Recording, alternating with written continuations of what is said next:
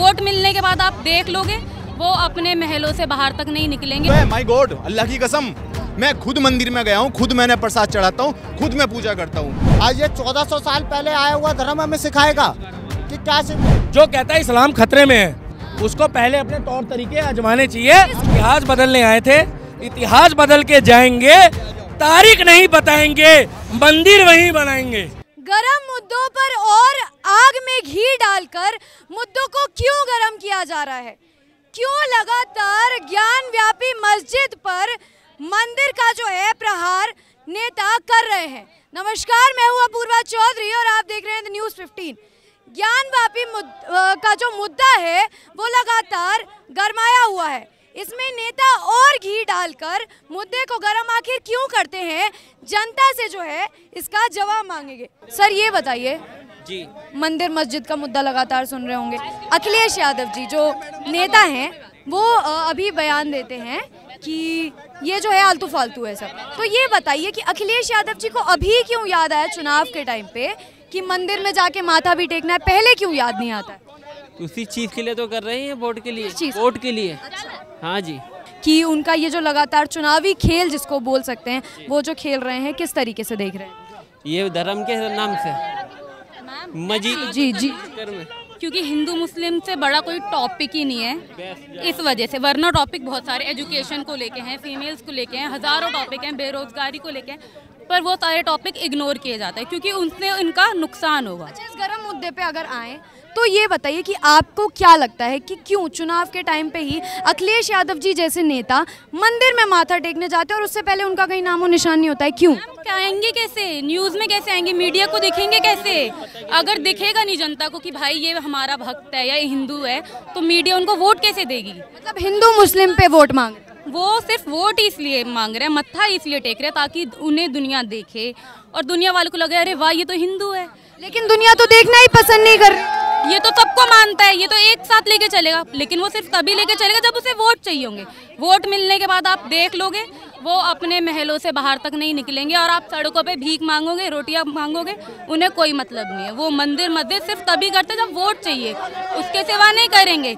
Election खत्म होते ही अभी ये कोरोना भी आएगा, हिंदू मुस्लिम भी आएगा, सब कुछ आएगा। इलेक्शन खत्म होते ही वोट मिल गए, सब कुछ हो गया। किस चीज़ का इलेक्शन, किस चीज़ का कोरोना, किस चीज़ का हिंदू, कोई मुस्लिम, कुछ नहीं, फिर सब बंद हो जाएगा और कुछ नहीं है। ये बताइए कि अखिलेश यादव जी जो हैं वो इन्हीं चुनाव के टाइम में क्यों बाहर आते हैं मंदिर पे माथा टेकने, पहले कहाँ गायब हो जाते हैं? मैम देखो, सिंपल सी बात है, सब कुछ एक पॉलिटिकल रियलिटी के तहत बनता है।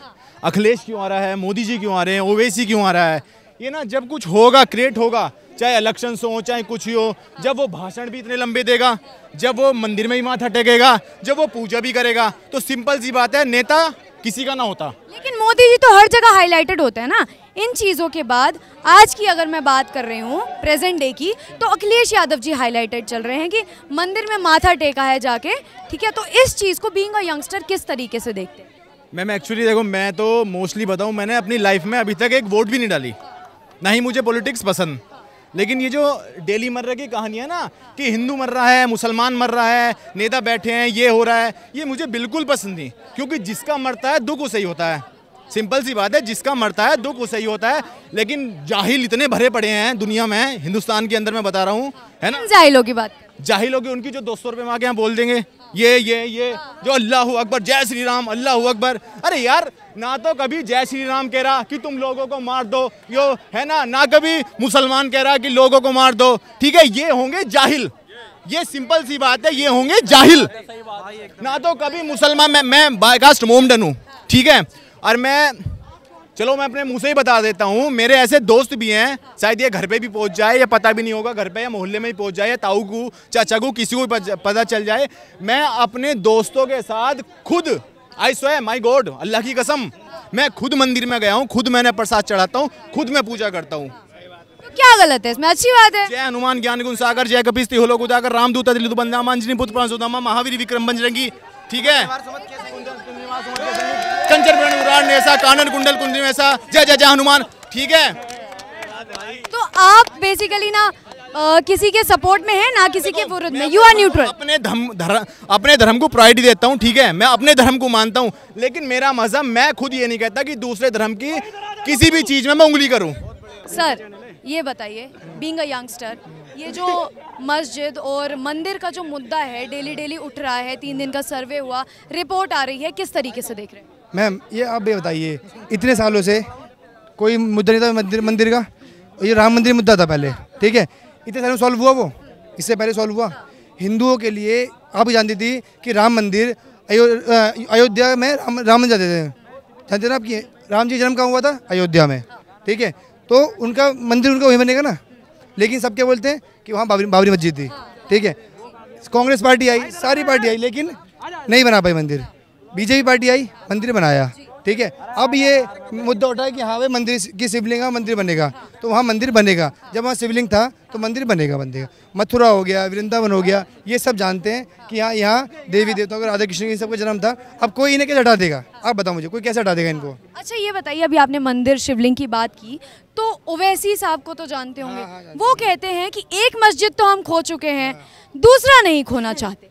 अगर कुछ भी बोलते हैं, अगर वो कह रहे हैं ना कि दूसरा नहीं खोएंगे, अगर वो सही है तो नहीं खोएंगे और गलत है तो वो खोएंगे और सारी खोएंगे। तो क्या लग रहा है आपके हिसाब से, कितना सही है कितना गलत? नहीं, वो तो पूरी गलत है। वो कभी हिंदुस्तान के लिए बात करते ही नहीं है, रहते हिंदुस्तान में, बात करते हैं पाकिस्तान की। वो कभी बड़ी बात बोल रहे हैं। बड़ी बोल रहा हूँ मैं, उनसे बोलते ना मार दे मुझे आगे। अच्छा मैं आपको बताती हूँ, कोई जगह है वहाँ मस्जिद है, ठीक है, वहाँ से अगर शिवलिंग निकलता है, त्रिशूल निकलता है, हनुमान जी की, गणेश जी की मूर्तियाँ निकलती हैं, तो आपके हिसाब से वहाँ पे मस्जिद ही रहना चाहिए या मंदिर बनना चाहिए? प्राचीन काल हो गया ना, फिर अगर कुछ निकलता है तो वो प्राचीन चीज हो गई। आपके हिसाब से वहाँ लेंगे, उठाएंगे, उसकी अगर चीज की जगह है तो उसको स्थापना देंगे। तो उसी जगह से निकली है। मैं क्या बोल रहा हूँ, जो चीज जहाँ से निकल रही है उसको स्थापना देने का हमारा हक है पूरा, क्योंकि पॉइंट के हिसाब से मैडम बोल रही है तो हमें भी उसी हिसाब से बोलना है। क्यों एक्चुअली हम गलत बोलेंगे तो मैडम जी हमें अटका देंगे कैमरे के सामने। क्यों भाई, एक चीज और, एक मिनट, भाजपा सरकार से खुश है या नहीं है? देखिए भाजपा सरकार से तो पूरा देश खुश है, मैं ही नहीं पूरा वर्ल्ड खुश है, पूरा विश्व खुश है। वो श्रीलंका भीख मांग रहा है भाजपा से, आज बीजेपी से इंडिया से भीख मांग रहा है कि हमारी स्थिति संभाल लो। नेपाल भीख मांग रहा है। सर आपने इतना ज्यादा बोला, एक आज का गर्म मुद्दा, उसका जवाब दे दीजिए। मंदिर और मस्जिद गर्म मुद्दा चल रहा है, ऐसा क्यों होता है कि अखिलेश यादव जी जब रिपोर्ट्स आ जाते हैं उसके बाद ही मंदिर में माथा टेकने जाते हैं? पहले क्या उन्हें मंदिर याद नहीं आता? क्या वो मंदिर मस्जिद के पुजारी नहीं है, वो वोट के पुजारी हैं, वो जनता को मूर्ख बनाने के पुजारी हैं। उनको देश को लूटना है और कुछ नहीं करना है, मुद्दों से भटकाना है। आप एक चीज़ सुनिए, आज उनको ये नज़र आ गया है कि मंदिर में तो वो चले जाएंगे भगवा रंग का कुर्ता पहन के माथा टेकने के लिए, कल चले जाएंगे टोपी पहन के। आजम खान की प्रॉपर्टी बनवा दी थी करोड़ों की, भैंस छोड़ देते थे उनके ऊपर में कि जाके पुलिस को छोड़ देते थे, प्रशासन को, कि उनकी भैंस ढूंढ के लेके आओ। और जनता उस टाइम पे बेहाल रहती थी, रेप होते थे आए दिन, लोग प्रताड़ित होते थे, लोग मरते थे, लेकिन उनके पीछे पुलिस निकम्मी बन के बैठी रहती थी, लेकिन उनकी भैंस ढूंढती थी। आज के टाइम पे प्रशासन इतना दुरुस्त है, आप नोएडा में ही जाके चले जाइए मैडम जी, आप मेरी सिस्टर हैं छोटी, आप नोएडा में ही चले जाइए, आप जंगल में जाके 100 नंबर की कॉल मिलाइए, पुलिस तत्कालीन आएगी। आज ये क्या मंदिर और मस्जिद का मुद्दा चल रहा है, तो 1400 साल पहले इस्लाम धर्म आया है, सनातन धर्म सबसे पुराना है। आज ये 1400 साल पहले आया हुआ धर्म हमें सिखाएगा कि क्या शिवलिंग है? आज वो लोग कह रहे हैं वो फुहारा है, आज दुनिया जानती है काशी विश्वनाथ मंदिर था, लोग जानते हैं, गोरों ने हम पे राज किया, मूर्तियाँ आई वहाँ से, मूर्तियाँ आई ना बाहर से, यहाँ पे स्थापित हुई बनारस में ही मूर्तियाँ आई। आज ये लोग जो हमें सिखा रहे हैं, मुगल शासन में ये जितने हीरे जवाहरात निकाल के ले गए थे सारे मुगल लोग, पूरा देश का पैसा इन्होंने तितिर बितिर करा, देश का खजाना। आज लोग कहते हैं गरीब क्यों है इंडिया? गरीब इसलिए है क्योंकि मुगलों ने लूटा। मैंने अभी आमिर खान की बेटी की फोटो देखी, मैंने आमिर खान की बेटी केक काट रही थी, इसी देश में हिजाब का, बुरखे का मुद्दा चल रहा है, वो कह रहा था बंदा मुझे भारत देश में डर लगता है रहने से। मैंने तो ऐसी फोटो देखी यार बाप और बेटी की, मैं हिल गया देख के। मतलब वो केक काट रही थी बिकनी में, कौन देखता है ऐसे? भाई एक मिनट, यही वो देश है, यही वो देश है, यही वो देश है, यही वो देश है, यही वो देश है, यही वो देश है। भारत देश में रहने से कह रहे हैं कि इसी देश में कपड़े पहनने की आजादी है। उन्होंने किसी की बहन बेटी के लिए गलत नहीं बोला। और सुनिए दूसरी बात, जब इस देश में जो हिजाब का मुद्दा उठाता है मुखिया, जो कहता है इस्लाम खतरे में है, उसको पहले अपने तौर तरीके आजमाने चाहिए। किसकी बात कर रहे हैं? किसकी बात कर? सबको पता है। नहीं, आप क्लियर बताइए ना किसकी बात, जो नाम तो बताइए किसकी बात। आमिर खान कहता है मैं उसके धर्म की नहीं, मेरा सनातन धर्म सिखाता है सबके धर्म की इज्जत करो। मगर सुनिए आप कह रहे हो कि बहन हिजाब पहन के जाएगी। आपको पता है स्कूल यूनिफॉर्म एक्ट होता है।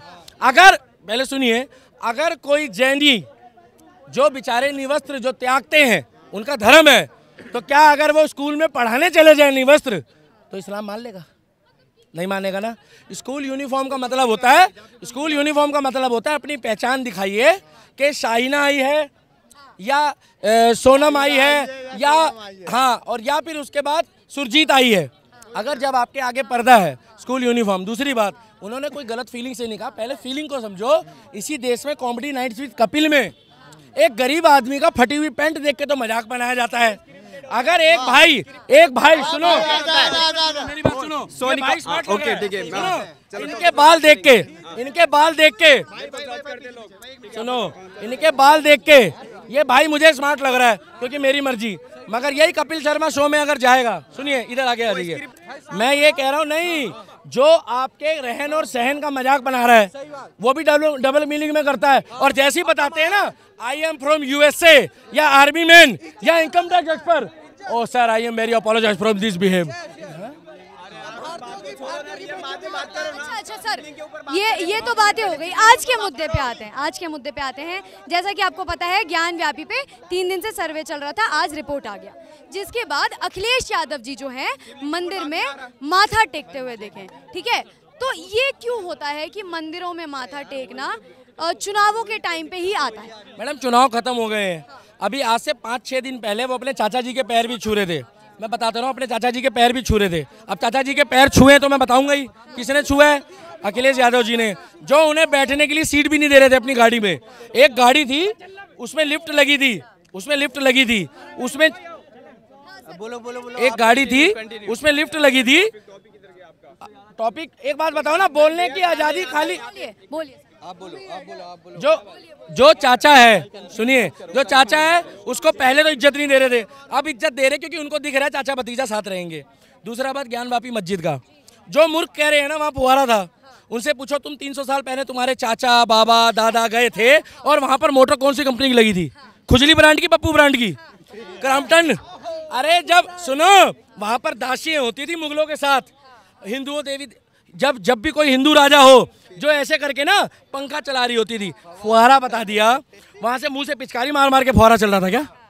मोटर कहाँ से आई? अरे ये भोंपू 100 साल पहले नहीं आया तो फुहारा कहाँ से आ गया? सिविलिंग था, है और रहेगा। बांग्लादेश में मंदिर तोड़ा जा रहा है। सुनिए, इतिहास बदलने आए थे। 2014 में एक सरकार बनी, उसका भी मजाक बनाया था 1980 और 85 के भाषण में अटल बिहारी वाजपेयी का। उन्होंने कहा था इतिहास बदलने आएंगे, मगर तारीख सुनिए, उन्होंने कहा था सुनिए भैया बोल रहे हैं,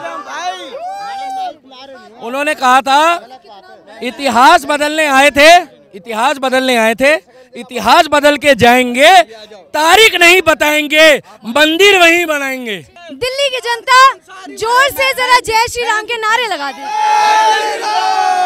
ठीक है, थैंक यू सो मच। तो ये हमारे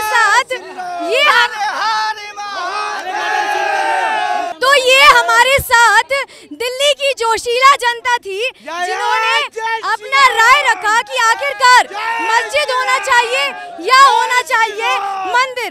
आपकी क्या राय है कमेंट में जरूर बताइए। कैमरा पर्सन मिथिलेश के साथ मैं अपूर्वा चौधरी, न्यूज़ 15।